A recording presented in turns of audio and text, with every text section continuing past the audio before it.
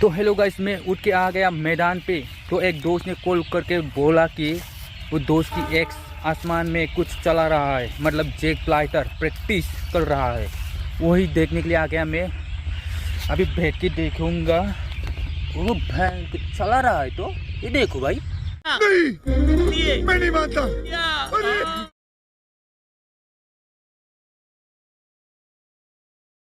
My God, साला ये तो जैक प्लाइटर की पिछवाड़े से निकलने वाले धुएं से कुछ बना रहा है। देखता हूँ क्या बना रहा है।